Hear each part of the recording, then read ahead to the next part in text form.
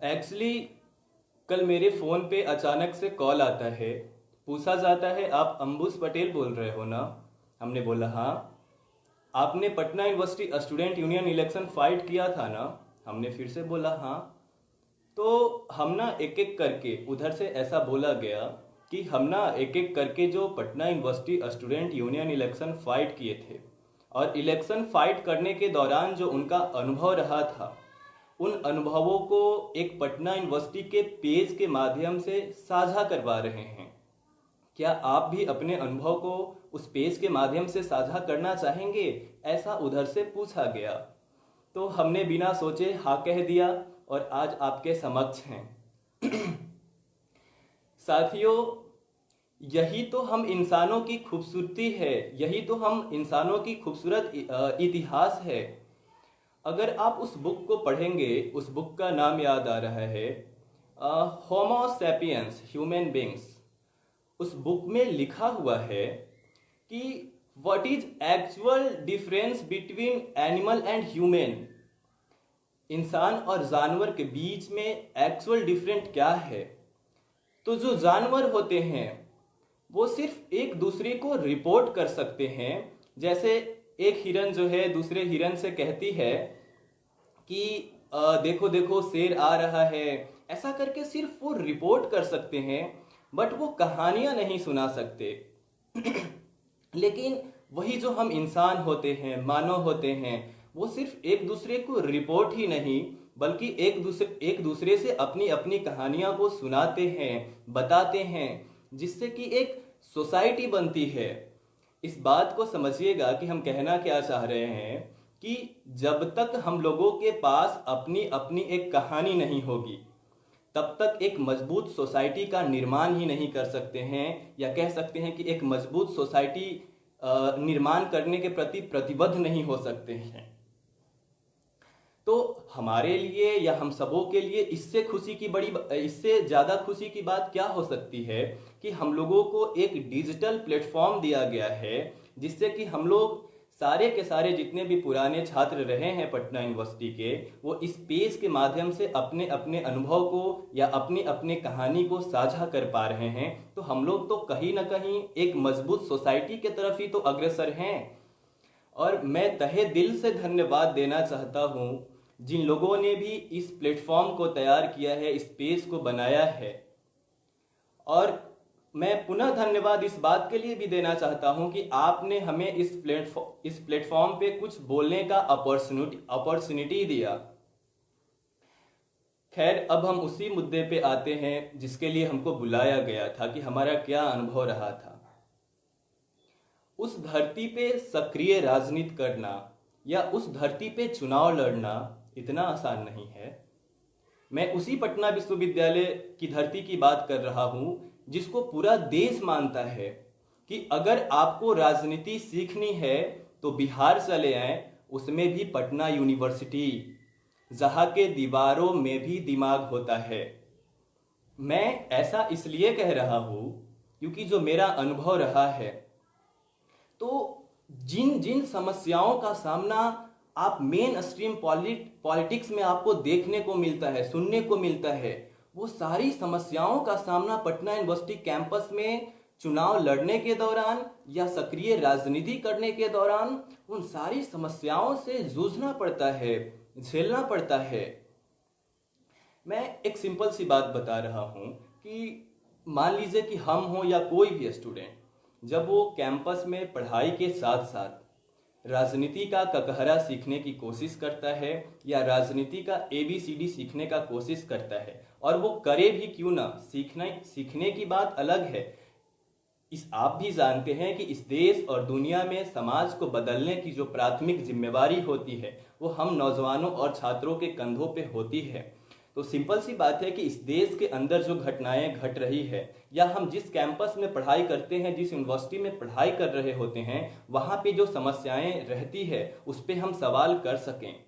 लेकिन दुर्भाग्य की बात यह है कि आज हर जगह जहाँ भी स्टूडेंट पॉलिटिक्स होता है, तो जो भी लोग स्टूडेंट पॉलिटिक्स में एंट्री लेते हैं, तो यह कभी नहीं सोचते हैं कि हमको जो है छात्र जीवन काल में ही जेल जाना पड़ सकता है। छात्र जीवन काल में उन सारी समस्याओं का सामना करना पड़ जाता है, जैसे पुलिस, थाना, कोर्ट कचहरी, लाठी डंडा, इन सारी समस्याओं का सामना आज के दौर में पटना यूनिवर्सिटी कैंपस में करना पड़ जाता है।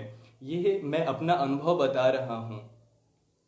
इसके साथ ही चाहे जातिवाद हो, चाहे धर्मवाद हो, चाहे परिवारवाद हो, चाहे क्षेत्रवाद हो, चाहे वंशवाद हो, या कह सके तो ब्राह्मणवाद हो, या इन सबों से एक अलग जो हम अपना खुद नामकरण किए हैं उसका नाम है लाठीवाद। तो पटना यूनिवर्सिटी कैंपस आज के दौर में लाठीवाद से भी अछूता नहीं है, ऐसा मेरा मानना है। हो सकता है कि हम गलत बोल रहे हों, हमारी बात से आप सहमत नहीं हो सकते हैं, लेकिन जो मेरा अनुभव रहा है कि आज के दौर में पटना यूनिवर्सिटी कैंपस लाठीवाद से अछूता नहीं है। इसके साथ ही जो सोशल इंजीनियरिंग होता है, तो पटना यूनिवर्सिटी कैंपस में जितना बेहतर तरीके से सोशल इंजीनियरिंग देखने, समझने और सीखने का मौका मिलता है छात्र राजनीति के दौरान, हमको नहीं लगता है कि पूरे देश के किसी भी कैंपस में सोशल इंजीनियरिंग के मामले में इससे बेहतर कॉन्सेप्ट देखने को मिलता होगा। मैं खुल के बात करना चाहता हूँ कि जैसे जब वहाँ पे राजनीति होती है तो कैसे, मान लीजिए कि हम लोगों का जो आइडेंटिटी है वो क्या है, कि हमारा आइडेंटिटी यही है कि हम एक स्टूडेंट हैं, या हम पटना यूनिवर्सिटी के स्टूडेंट हैं, या हम जिस यूनिवर्सिटी में पढ़ रहे हैं उस यूनिवर्सिटी के स्टूडेंट हैं। स्टूडेंट ही हमारा आइडेंटिटी है। लेकिन उन आइडेंटिटी के बीच में बहुत सारा साइलेंट आइडेंटिटी छुपा होता है, और ये चीज़ पटना यूनिवर्सिटी कैंपस में बखूबी देखने को मिलता है कि कैसे जो है शर्मा जी को खुश करना है, कैसे जो है श्रीवास्तव जी को खुश करना है, उनको भी कैसे बैलेंस करके चलना है, कैसे पटेल जी को, कैसे यादव जी को, कैसे गुप्ता जी को, कैसे पासवान जी को, कैसे चौधरी जी को, या कैसे मौर्य जी को, या कैसे खान साहब को, या कैसे पठान साहब को। मतलब आप समझ रहे हैं ना कि जो किसी एक पार्टिकुलर कास्ट को इंडिकेट करता है, उन सारे तबके के लोगों को कैसे बैलेंस करके चलना है, ये पटना यूनिवर्सिटी कैंपस में बहुत बेहतर तरीके से देखने और सुनने को मिलता है। और शायद यही वजह रहा है कि करीब एक सदी से पूर्व से लेकर के आज तक आज भी सत्ता के धुरी पे काबिज नेताओं का जो पढ़ाई हुआ है वो पटना यूनिवर्सिटी कैंपस से हुआ है। आप एग्जाम्पल भी ले सकते हैं कि चाहे स्वतंत्रता सेनानी जयप्रकाश नारायण जी हों, या तत्कालीन बिहार के मुख्यमंत्री श्री नीतीश कुमार जी हों, या बिहार के पूर्व मुख्यमंत्री श्री लालू प्रसाद यादव जी हों, या तत्कालीन बिहार के डिप्टी सीएम श्री सुशील कुमार मोदी हों, या अभी जो केंद्र में दो मंत्री हैं, श्री रविशंकर प्रसाद जी हों कानून मंत्री, या अश्वनी चौबे जी हों स्वास्थ्य मंत्री, या इवन जो अभी झारखंड के मुख्यमंत्री हैं हेमंत सोरेन जी, उनका भी पढ़ाई पटना यूनिवर्सिटी से ही हुआ है। मेरे कहने का मतलब कि अगर आज के तारीख में जो भी बिहार से कुछ अच्छा किया है राजनीतिक रूप से या प्रशासनिक रूप से या न्यायपालिका में, तो उनका संबंध सीधे तौर पे पटना यूनिवर्सिटी से रहा है। चाहे वो कोई भी हो, पक्ष में हो या विपक्ष में हो, लेकिन अगर वो एक लार्जर रिप्रेजेंटेशन को रिप्रेजेंट कर रहे हैं आज के टाइम में, उनका संबंध कहीं ना कहीं पटना यूनिवर्सिटी से रहा है। तो इन सबों के बीच में जो हम फिर से चुनावी मुद्दे पे आते हैं, ध्यान भटक जाता है कि अपने चुनावी अनुभव के बारे में अगर बताएं तो सबसे पहले तो हम बता दें कि हम खुद चुनाव हार गए थे, लेकिन चुनाव हारने वाले के पास चुनाव जीतने वाला से ज़्यादा अनुभव होता है। आप एग्जाम्पल भी ले सकते हैं कि चाहे अटल बिहारी वाजपेयी जी हों, या संविधान निर्माता बाबा साहेब भीमराव अंबेडकर जी हों, या तत्कालीन बिहार के मुख्यमंत्री श्री नीतीश कुमार जी हों, ये जितने भी लोग हैं उन्होंने शुरुआती दौर में चुनाव हार का सामना किए थे, या ऐसे बहुत सारे लोग हैं जो एक बार नहीं बल्कि अनेकों बार चुनाव हारे हैं, लेकिन उसके बाद का स्थिति कुछ और ही रहा है। तो मेरे टाइम जो हुआ, हम थोड़ा सा जल्दी में क्लियर करते कि 2012 में पहली बार छात्र संघ चुनाव हुआ था, करीब 25 से 28 वर्षों के बाद। उस वक्त तो मेरा एडमिशन भी नहीं था पटना यूनिवर्सिटी में। तो लेकिन जब 2012 में पहली बार छात्र संघ चुनाव हुआ तो वहाँ के जितने भी सुस्त पड़े छात्र संगठन थे या जो पॉलिटिकल पार्टियां थी वो पूरी तरीके से एक्टिव हो गई, ये सोच करके कि अब जो है रेगुलर वे में पटना यूनिवर्सिटी में चुनाव होगा। और उसमें तमाम पार्टियां, चाहे ऑल इंडिया स्टूडेंट एसोसिएशन हो या ऑल इंडिया स्टूडेंट फेडरेशन हो या अखिल भारतीय विद्यार्थी परिषद हो या CYSS हो या NSUI हो या छात्र JDU हो या छात्र राजद हो या छात्र जाप हो, जितने भी संगठन थे वो पूरी तरीके से एक्टिव हो गए। लेकिन फिर भी आप देख सकते हैं कि 2012 के बाद मेरे टाइम में चुनाव होता है, यानी 2017-18 में। तो ये जो 6 साल का गैप रहा, तो इस गैप में छात्र नेताओं का भरमार हो गया सारे संगठन में, और वो करीब करीब 5-6 साल से लगातार संघर्ष कर रहे थे। तो सिंपल सी बात है कि उनका जो इरादा होगा वो चुनाव लड़ने को लेकर के भी होगा। तो मेरे पार्टी में भी यही हुआ। हम जिस पार्टी से हमारा फाइनलाइज हुआ कि अंबुज को जनरल सेक्रेटरी से लड़वाया जाएगा, उसी पार्टी के 2-3 जो वरिष्ठ साथी थे, पुराने साथी थे, उनका भी दावेदारी था। और उनका वो दावेदारी क्यों नहीं करेंगे, उनका लोकतांत्रिक अधिकार है, वो भी कई दिनों से कई वर्षों से संघर्ष कर रहे थे। लेकिन लास्टली मेरे पे फाइनलाइज होता है और हम चुनावी मैदान में आते हैं। लेकिन मेरे खिलाफ मेरे ही पार्टी के 2 लोग चुनावी मैदान में आ गए, वो भी मेरे ही पोस्ट से। तो कह सकते हैं कि हमें तो अपनों ने ही लूटा, गैरों में कहाँ दम था। लेकिन मैं उन लोगों को उस वक्त भी सम्मान करता था, आज भी सम्मान करता हूँ। यही तो लोकतंत्र की खूबसूरती है। और मैं इस बात को एक्सेप्ट भी करता हूँ कि उनमें से जो एक व्यक्ति थे, उनका जो वोटिंग परसेंटेज था वो मेरे से ज़्यादा था। तो मैं ये बात इसलिए बता रहा हूँ कि आप चाहे जिस भी पार्टी से ताल्लुकात रखते हों, लेकिन जब भी आप चुनावी मैदान में जाएंगे तो आप अपने घर को यानी अपने संगठन को पूरी तरीके से मजबूत रखेंगे, उसमें कहीं से फूट होने नहीं देंगे। इसके साथ ही जितना भी पटना यूनिवर्सिटी का हॉस्टल था, चाहे मिंटो हॉस्टल हो, चाहे जैक्सन हॉस्टल हो, चाहे नूतन हॉस्टल हो, चाहे इकबाल हॉस्टल हो या नदमी हॉस्टल हो या फेराडे हॉस्टल हो या कैवेंडिश हॉस्टल हो या न्यूटन हॉस्टल हो या GDS हॉस्टल हो या मदर टेरेसा हो या कह सकते हैं सिमन हो या PG हॉस्टल हो या हथुआ हॉस्टल हो या लॉ कॉलेज हॉस्टल हो या सैदपुर हॉस्टल हो या अंबेडकर हॉस्टल हो या BN कॉलेज हॉस्टल हो या मगध महिला के कैंपस के अंदर का जो हॉस्टल हो या पटना वुमेंस कॉलेज के अंदर किस तरीके से हम लोग चुनावी कैंपेन करते थे, किस तरीके से हर एक डिपार्टमेंट में जा कर के डिफरेंट डिपार्टमेंट पे जा कर के कैंपेन करते थे, किस तरीके से प्राइवेट संस्थानों में जहाँ पे पटना यूनिवर्सिटी के स्टूडेंट पढ़ा करते थे वहाँ पे जा कर के कैंपेन करते थे, और प्राइवेट लॉज में जहाँ पे भी पटना यूनिवर्सिटी के स्टूडेंट रहते थे उनसे कैसे मुलाकात करते थे। अगर इन सबों के बारे में बात करें तो शायद पूरी रात में भी ख़त्म न हो, तो हम इसकी चर्चा नहीं करेंगे। लेकिन एक बात ज़रूर कहेंगे कि हम जिस हॉस्टल में रहते थे, सरदार पटेल छात्रावास में, उस टाइम मेरे हॉस्टल में धारा 144 लगा रहना, उस टाइम मेरे हॉस्टल का बंद रहना मेरे लिए कमर तोड़ने जैसा ही था। हम बता रहे हैं कि उस हॉस्टल का एक खासियत है कि वहाँ पे डिफरेंट कॉलेज के साथ डिफरेंट डिपार्टमेंट के लोग रहते हैं, और उन नॉमिनेटेड स्टूडेंट में से 65 स्टूडेंट पे बाय नेम FIR था, और इतना ही नहीं 125 अज्ञात लोगों पे भी FIR उसी वक्त हुआ था। और FIR कोई नॉर्मल वे में नहीं बल्कि विभिन्न संगीन धाराओं के साथ हुआ था। साथियों, हम सबसे पहले बता दें कि हम किसी भी स्थिति में छात्र राजनीति को अपराध से नहीं जोड़ करके देख रहे हैं, अपराधीकरण नहीं कर रहे हैं।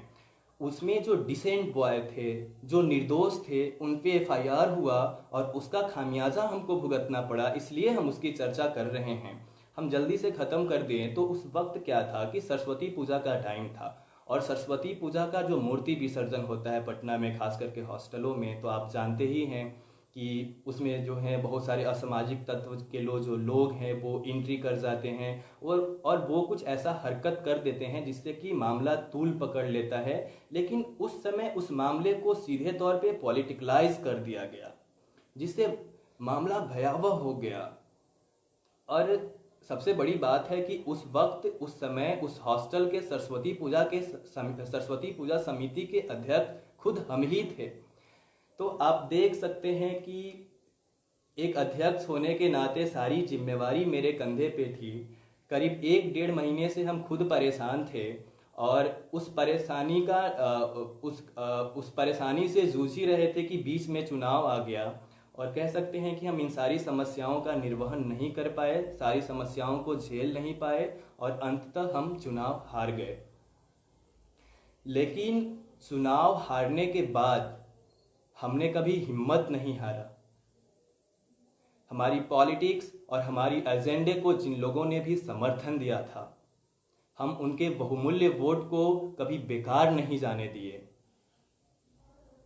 हमको याद है कि हम जिन जिन मुद्दों को लेकर के पटना यूनिवर्सिटी कैंपस में या Patna university student union election fight करने गए थे, चाहे वो पटना यूनिवर्सिटी को सेंट्रल यूनिवर्सिटी बनाने का मामला हो, या प्रोफेसरों का नियुक्ति को लेकर के हो, या स्ट्रक्चर की बात हो, या कैंपस में जेंडर सेल गठन करने की बात हो, या कैंपस में डेमोक्रेसी की बात हो, या छात्र छात्राओं के लिए अलग से बस चलवाने की मांग हो, हमने तमाम मुद्दों को लेकर के छात्र संघ में ना होते हुए भी दर्जनों बार पटना यूनिवर्सिटी एडमिनिस्ट्रेशन को या राजभवन को ज्ञापन दिया, और दर्जनों बार लोकतांत्रिक तरीके से आंदोलन करके पटना यूनिवर्सिटी एडमिनिस्ट्रेशन को छात्र हित में फैसला लेने पे बाध्य किया।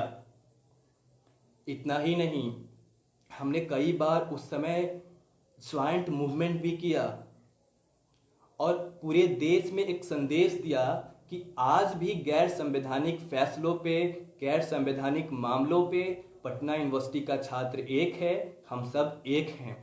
उनमें से 13 पॉइंट रोस्टर उन मुद्दों में से एक था, जब हम लोगों ने राजभवन का घेराव किया था ज्वाइंट मूवमेंट करके। बहुत सारा सवाल आ रहा है, जरा हम सवाल को देखते हैं।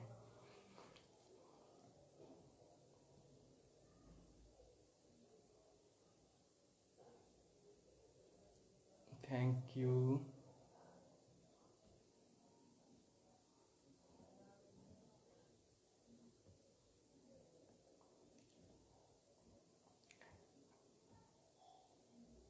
Thank you.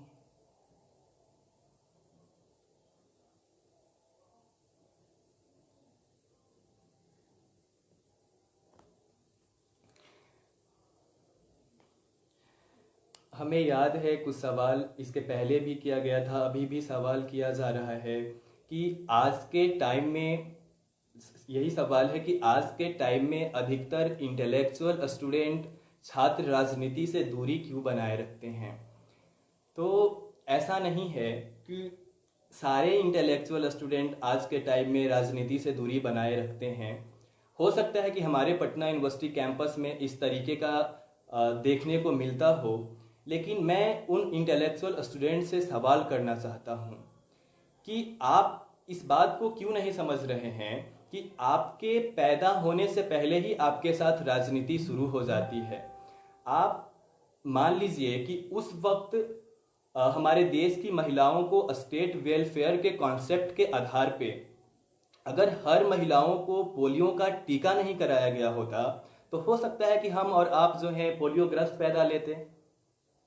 तो मैं इसी बात को कहना चाह रहा हूँ कि आपके साथ आपके पैदा होने से पहले ही राजनीति शुरू हो जाती है, या आप जब स्कूल में दाखिला लेते हैं तो वहाँ का फी स्ट्रक्चर क्या है, वहाँ पे बेहतर शिक्षा मिल पा रहा है कि नहीं मिल पा रहा है, आप जब डिग्री लेकर के कॉलेज से निकलते हैं तो आपको रोजगार मिल पा रहा है कि नहीं मिल पा रहा है, आप जो रेगुलर वे में हर चीज़ों का इस्तेमाल करते हैं, नमक, तेल, शैम्पू, साबुन, ये सारी चीज़ें राजनीति के ऊपर ही निर्भर करता है। फिर भी आप राजनीति से दूरी बनाए हुए हैं। तो ये आपके ऊपर निर्भर करता है कि आप कब सेंटर ऑफ स्टेज हैं। हाँ, मैं इस बात को जरूर एक्सेप्ट करता हूँ, जैसा कि राज सिन्हा जी का भी सवाल आ रहा है कि छात्र राजनीति का कतई ये मतलब नहीं होता है कि आप किसी पॉलिटिकल पार्टी को ज्वाइन करने के बाद, ध्यान दीजिएगा, मैं ये नहीं कह रहा हूँ कि अगर आपको कोई पॉलिटिकल पार्टी बेहतर लग रहा है, उस पार्टी का आइडियोलॉजी आपको ठीक लग रहा है, उस पार्टी का काम आपको ठीक लग रहा है, तो बेशक आप उस पार्टी को ज्वाइन कर सकते हैं। लेकिन आप किसी पॉलिटिकल पार्टी को ज्वाइन करने के बाद आप किसी नेता का चमचागिरी करना शुरू कर देते हैं।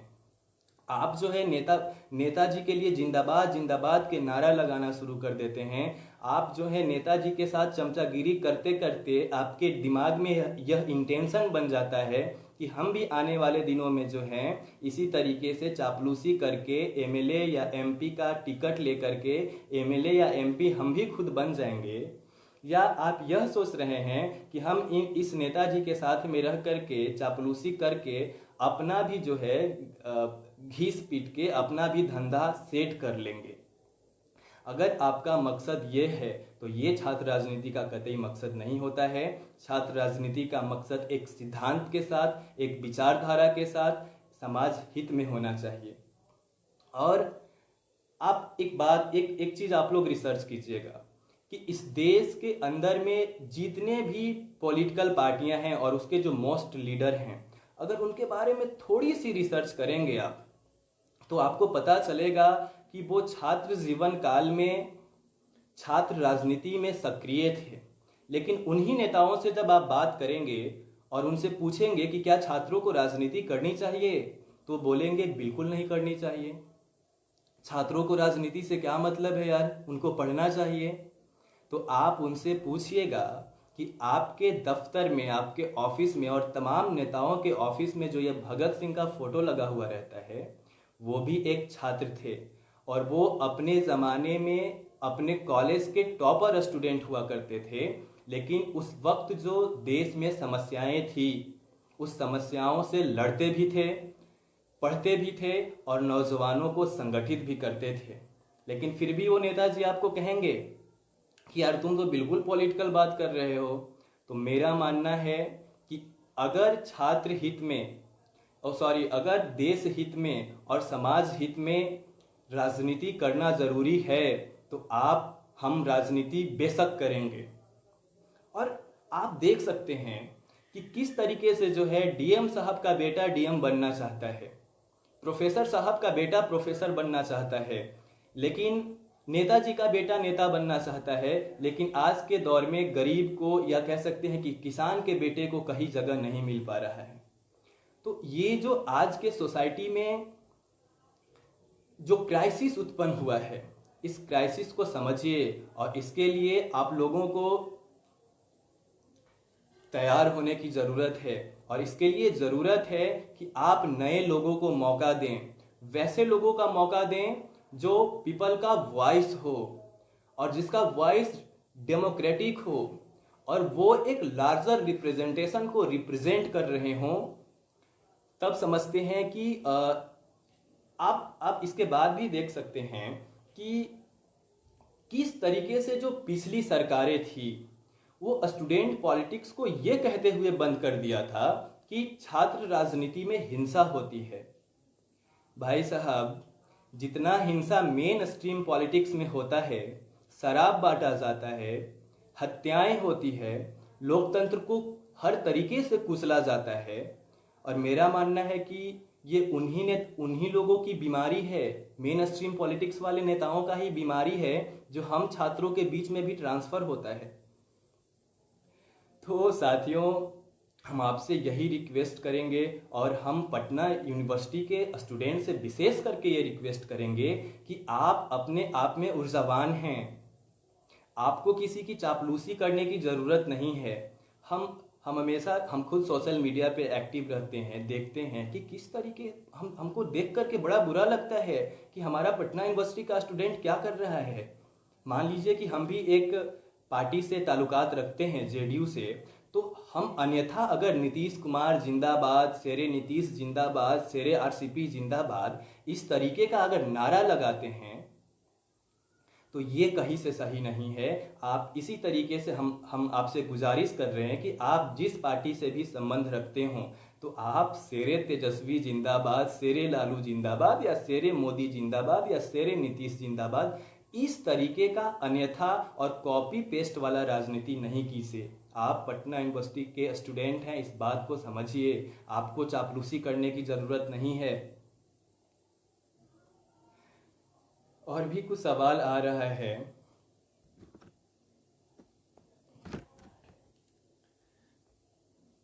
राजनीति में छात्रों का भविष्य है या नहीं? गुलशन ये सवाल किए हैं कि छात्रों का राजनीति में भविष्य है कि नहीं। अच्छा, एक बात बताइए आप हमको कि अभी आप लॉकडाउन में क्या कर रहे हैं? लूडो खेल रहे होंगे, कुछ दिन पहले पबजी खेल रहे थे, आप क्रिकेट खेलते हैं, आप फुटबॉल खेलते हैं, आप हर तरीके का गेम खेलते हैं, आप घंटों घंटा जो है आईपीएल में अपना समय बर्बाद करते हैं। तो आप हमको ये बताइए कि जब आप क्रिकेट खेलते हैं या फुटबॉल खेलते हैं तो क्या आपको यह पता है कि हमको क्रिकेट में कैरियर है, हम जो है आगे चल करके विराट कोहली बनने वाले हैं? तो जब आपको यह पता है कि हम क्रिकेट खेल रहे हैं, हम फुटबॉल खेल रहे हैं और हमारा इसमें कैरियर नहीं है, फिर भी आप किसी खेल को लेकर के निगेटिव नहीं हैं, तो आप पॉलिटिक्स को लेकर के निगेटिव क्यों हैं? अच्छा, एक बात बताइए, सिंपल सी बात बता रहे हैं कि जब आज के दौर में जो इंटेलेक्चुअल स्टूडेंट हैं, जो पढ़े लिखे छात्र हैं, वो राजनीति से दूरी बना करके रखते हैं और इसी का फ़ायदा जो है वो लोग उठा लेते हैं जो राजनीति के लिए डिजर्व नहीं करते हैं। और आप जो हैं सच में राजनीति से दूरी बना करके आने वाले दिनों में आईएएस बन जाते हैं, आईपीएस बन जाते हैं या डीएसपी बन जाते हैं। और वो व्यक्ति जो कहीं से डिजर्व नहीं करता है और वो जो है नेता बन जाता है, और आप जब डीएसपी रहते हैं और जब वो आपको फ़ोन करके धमकाता है कि अरे डीएसपी तुम किसको पकड़ लिए, तो डीएसपी साहब बोलेंगे कि जय हिंद साहब, ऐसा ऐसा इसके गाड़ी में कागज़ नहीं था या इसके गाड़ी में अवैध सामान था इसलिए पकड़ लिए। तो फिर नेताजी उस डीएसपी को जब धमकाते हैं कि अरे डीएसपी तुम हमको कानून सिखा रहे हो, तुमको पार्टी का झंडा नहीं दिखा था, तुम किसको पकड़े हो तुमको पता नहीं चला है, तुमको झंडा नहीं दिख रहा है, उस पर प्रदेश महासचिव लिखा हुआ है तुमको दिख नहीं रहा है, वर्दी उतरवा देंगे, नहीं तो ऐसा जगह ट्रांसफर करेंगे ना कि घुट घुट करके रोओगे। तब आपको कैसा लगता है? इसीलिए कहते हैं कि आप इस बात का चिंता नहीं कीजिए कि राजनीति में भविष्य है कि नहीं। आप इस बात को समझिए, आप स्टूडेंट पॉलिटिक्स के हिस्ट्री को समझिए कि सबसे पहले अगर किसी ने सती प्रथा के खिलाफ आवाज उठाया तो विद्यार्थियों ने आवाज उठाया। सबसे पहले अगर किसी ने विधवा विवाह के खिलाफ आवाज उठाया तो विद्यार्थियों ने उठाया।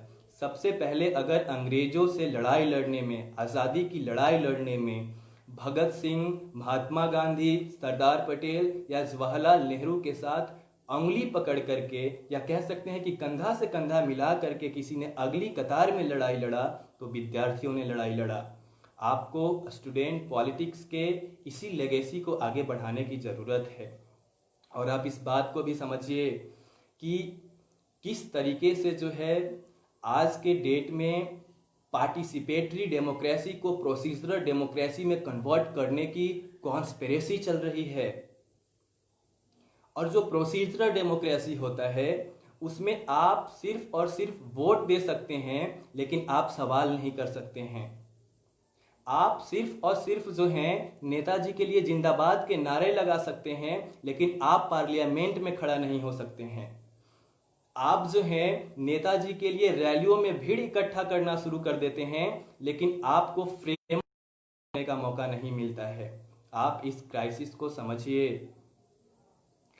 और हम बार बार कहते हैं कि एक छात्र होने का मतलब, एक जिम्मेवार नागरिक होने का मतलब, एक यूथ होने का मतलब यह होता है कि आपके देश के अंदर या आपके आसपास में जो भी घटनाएं घट रही है उस घटनाओं से आपको फर्क पड़ना चाहिए। और जब आपको फर्क पड़ता है तो आपको अपने जैसे लोगों से बातचीत करनी शुरू कर देनी चाहिए। और जब आपके जैसे लोग मिल जाएंगे तो उनको कोलैबोरेट करना चाहिए और उन एक ऐसा माहौल तैयार करना चाहिए कि अगर हम वोटर हैं तो हम पॉलिसी मेकर भी बन सकते हैं, अगर हम वोटर हैं तो हम पॉलिटिक्स में सजेशन भी दे सकते हैं और हमारी सजेशन को सुना जाए।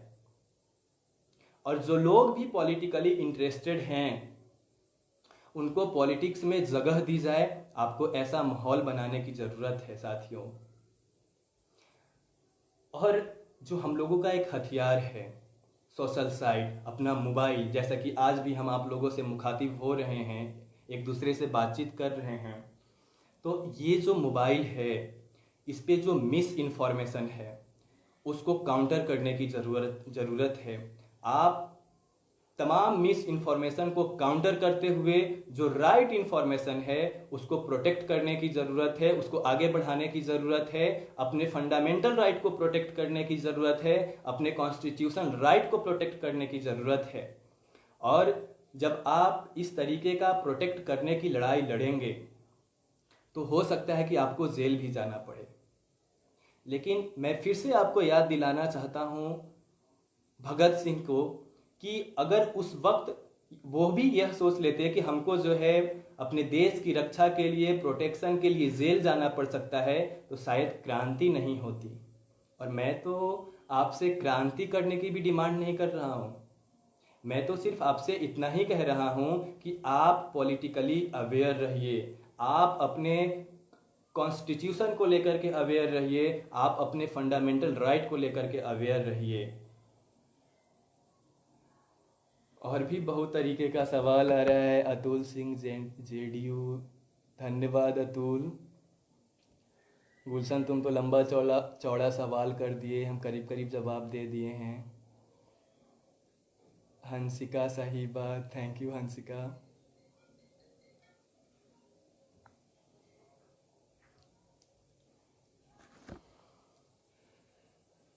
तो क्लियर वॉइस आ रहा है। तो हम लगभग करीब करीब सवालों का जो जवाब था वो दे चुके थे। और आज हमको जिस मकसद के लिए बुलाया गया है वो छात्र राजनीति को लेकर के ही है, अपने अनुभव को लेकर के ही है। तो अब हम इन्हीं चंद शब्दों के साथ लास्ट में एक बात ज़रूर कहना चाहेंगे कि आज के डेट में जो हम लोग एक वैश्विक महामारी का सामना कर रहे हैं, किसी को बताने की ज़रूरत नहीं है। और यह बात भी बताने की ज़रूरत नहीं है कि आपको कैसे सतर्क रहना है, आप खुद अवेयर हैं, हम जानते हैं। लेकिन फिर भी हम आपको रिमाइंड करना चाहते हैं कि आप बिल्कुल सतर्क रहें, एक जिम्मेवार नागरिक होने के नाते। और आपके आसपास में जो भी लोग हैं, खास करके जो बुज़ुर्ग हैं, जो बच्चे हैं, उनको भी सतर्क रखें, सावधान रखें। इन्हीं चंद शब्दों के साथ मैं अपनी वाणी को विराम दे रहा हूँ। जय हिंद, जय पटना विश्वविद्यालय। बहुत बहुत धन्यवाद।